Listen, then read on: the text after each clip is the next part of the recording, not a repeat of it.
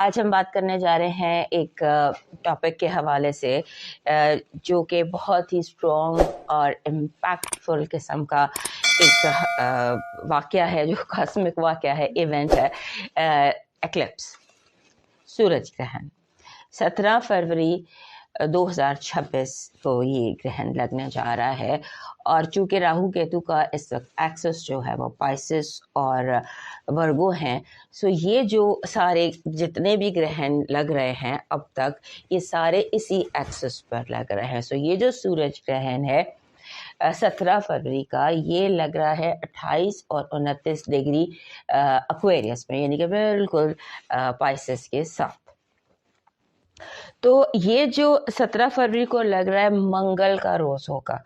और पाकिस्तान के हवाले से अगर हम बात करें तो ये होगा रात के 2:30 बजे लगेगा और 6:45 बजे तक, 6:45 तक इसने रहना है। इसका जो मेजर टाइम है वो मिडिल में आएगा, 2:30 से, आप समझ लीजिए 2:30 से 6:45 के दरमियान का जो टाइम है वो हाईएस्ट टाइम होगा। और ये पाकिस्तान में दिखाई नहीं देगा क्योंकि सूरज उस वक्त नहीं निकला होता पाकिस्तान में। और दूसरा ये कि इसे कहा जा रहा है this is ring of fire, आग का एक दायरा, बिकॉज इट इज़ कंप्लीट, मुकम्मल है। और इसका इम्पैक्ट भी बहुत स्ट्रॉन्ग है क्योंकि जहाँ पर ये लग रहा है 17 फरवरी को, वहाँ पर प्लूटो भी मौजूद है, सन तो है ही एक्वेरियस में।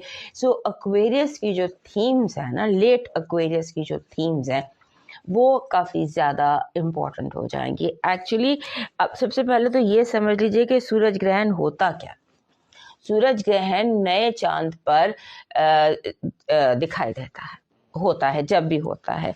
और ये एक शदीद एनर्जी होती है, एनर्जीज जो हैं वो शिद्दत इख्तियार कर लेती हैं। और इसका ग्रहणों का सीज़न होता है। मोस्ट ऑफ द टाइम्स चांद ग्रहण, सूरज ग्रहण इकट्ठे आगे पीछे लगते हैं। 17 फरवरी को लगेगा नए चांद पर, ये रमज़ान का चांद होगा। सो नए चांद पर लगेगा सूरज ग्रहण। और 3 तारीख को जबकि पूरा चांद होगा तब लगेगा चांद ग्रहण। सो चांद ग्रहण और सूरज ग्रहण 15 दिन के वक्फे से लग रहे हैं। और ये वो टाइम है जिसमें मरकरी भी रेट्रोग्रेड है। सो मरकरी का रेट्रोग्रेड होना, इस दौरान में 25 फरवरी को मरकरी ने रेट्रोग्रेड हो जाना है। तो जब लगेगा ग्रहण उस वक्त मरकरी स्टेशन होगा। तो ये जो एनर्जी है इसकी एक्लिप्स की, ये बहुत ज़्यादा शिद्दत इख्तियार कर लेगी। ऑल्दो कि इसने रहना तो इसने यानी ये सीज़न जो होता है ना, जब हम एक्लिप्स सीज़न कहते हैं, ये चलता है करीब 20 दिन, हफ्ता ग्रहण से पहले और हफ्ता ग्रहण के बाद। मिला जुला के मैं कहती हूँ कि आप इसे यही समझ लीजिए, सूरज ग्रहण से हफ्ता पहले, सूरज ग्रहण के हफ्ता बाद, चांद ग्रहण से हफ्ता पहले, चांद ग्रहण के हफ्ता बाद। ये जो इंटेंसिफाइड एनर्जी होती है ना, ये बहुत ज़्यादा हमारी लाइफ को अफेक्ट कर रही होती है। और ये अफेक्ट उस एक्सेस के हवाले से, क्योंकि जितने भी चांद ग्रहण होते हैं, जितने भी सूरज ग्रहण होते हैं, वो तकरीबन 18 महीने एक ही एक्सेस पर लगता है। ये नहीं होता कि आज इधर लग रहे हैं तो कल उधर इस एक्सेस पे, फिर उस एक्सेस, जहाँ राहु केतु होंगे वहीं पर चांद ग्रहण और सूरज ग्रहण लगेंगे। क्योंकि जुलाई में केतु ने घर बदलना है, राहु केतु ने घर बदलना है, तो इसलिए लास्ट डिग्री ऑफ एक्वेरियस पर ये ग्रहण लग रहे हैं। अब ग्रहण जो होता है ये एक्चुअली रीसेट टाइम होता है, बिगिनिंग और एंडिंग, ये दो चीज़ें इसमें होती हैं। हमारी ज़िंदगियों में ये एक रीसेटिंग का टाइम होता है।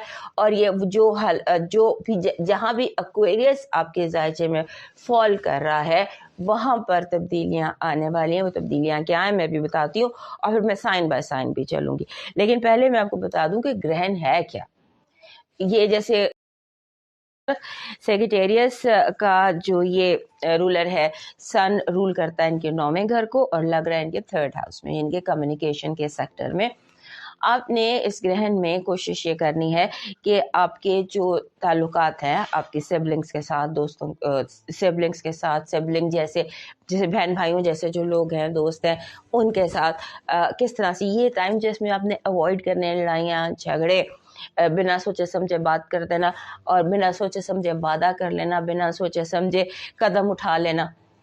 और बाहर जाएं तो आप जैसे आपका पासवर्ड हैक हो जाए, आपका कंप्यूटर, आपका फ़ोन हैक हो जाए, इन चीज़ों की एक्टिविटी को आपने बहुत ज़्यादा ध्यान में रखना है कि आपका मैसेज जो है वो जो आपने मैसेज नहीं दिया, इस बात आपने नहीं की, वही बात जो है सारे शहर में फैल जाए, जो आपने की ही नहीं है बात। सो उसका आपने ध्यान रखना है। इस टाइम को, इस ग्रहण को आपने लाइटली नहीं लेना है, आपने इसको अपने ऊपर जो है उसका ध्यान रखना है कि आप क्या कह रहे हैं, दूसरा क्या समझ रहा है, और दूसरा क्या कह रहा है, आप क्या समझ रहे हैं, और आपके जितने मीन्स ऑफ कम्युनिकेशन है, आपकी गाड़ी है, आपकी सवारी है, आपका फ़ोन है, कंप्यूटर है, हर चीज़ उसके आपने केयरफुल रहना है और एहतियात करना है। के प्रोफेशनल इमेज को डिपेक्ट कर रहा है, आपका जो फाइनेंशियल इमेज है, क्योंकि ये रूलर है आपके 8वें घर का और लग रहा है आपके 2nd हाउस। तो ये सारा फाइनेंशियल एक्सेस, और कैप्रिकॉर्न दोस्तों के लिए फाइनेंसेस बहुत इंपॉर्टेंट होते हैं, because they like to earn, they like to save, they like to spend. ये इनका फाइनेंसेस और स्टेटस इनकी मजबूरी है। सो ये जो है ना आपका टाइम, इसमें आपने लॉन्ग टर्म प्लान्स करने हैं, इसमें आपके लॉन्ग टर्म प्लान्स में क्या गलतियां हैं वो आपके सामने आ सकती हैं, आपका इमेज क्या है वो कैसे इम्प्रूव हो सकता है या उसमें कोई प्रॉब्लम आ सकती है। आपने इसका भी ध्यान रखना है कि आपके इमेज पर कोई धब्बा ना लग जाए, कोई निशान ना लग जाए। और आप इसके अलावा आपने ये भी सोचना है कि आप दुनिया को देखे क्या जा रहे हैं। ये बात ज़रूर दौरान ग्रहण ये बात ज़रूर सोचिएगा कि आप दुनिया को क्या देके जा रहे हैं, आपकी लेगेसी क्या है, आपने इस दुनिया में आकर क्या इमेज छोड़ा या क्या किया या हाउ डिड यू हैंडल। और उसके बाद यानी कि आप इस दुनिया में सिर्फ कमाने, खर्चने, खाने पीने के लिए आए थे या कुछ करके जाने के लिए भी आए। सो दिस इज़ है। और उसके बाद ऐसा लगता है कि जैसे आपका जो फाइनेंशियल गोल्स हैं उनको भी आप बिग एंड बोल्ड स्टेप लेने के लिए अपने आप एक्वेरियस की तरफ, जहाँ पर ग्रहण लग रहा है, ये ग्रहण लग रहा है 28th एंड 29th डिग्री पर, बिल्कुल आपके एंड पर लग रहा है, पाइसेस के बिल्कुल करीब। लिहाजा ये आपके लिए बहुत इम्पैक्टफुल है, बिकॉज आपके यहाँ अपने जो पहले ही ट्रांसफॉर्मेशन का सिलसिला चल रहा है, पहले ही यहाँ पे प्लूटो बैठा हुआ है, और जितनी भी प्लानिटरी पोजीशंस हैं आपके लिए बहुत ज़्यादा इम्पॉर्टेंट रही हैं। ट्रांसफॉर्मेशन के दौर से हमारे जो एक्वेरियस दोस्त है वो बहुत अरसे से गुजर रहा है, और कभी ये एनर्जी बहुत तेज़ हो जाती है, कभी ये एनर्जी स्लो हो जाती है, और अब फिर यहीं पर आप ही के घर में आकर ग्रहण भी लग रहा है। लिहाजा जो आपकी अपनी ज़ात है और जो रूल करता है आपके 7वें घर को, आप और आपके रिश्ते दुनिया के साथ सारे ही इस ग्रहण के अंडर आते हैं। आपको जो एवोल्यूशन है ना आपकी तब्दीली, आपकी ट्रांसफॉर्मेशन, जिसे मेटामॉर्फोसिस भी कहते हैं, आप समझ लीजिए आप उस दौर से गुजर रहे हैं।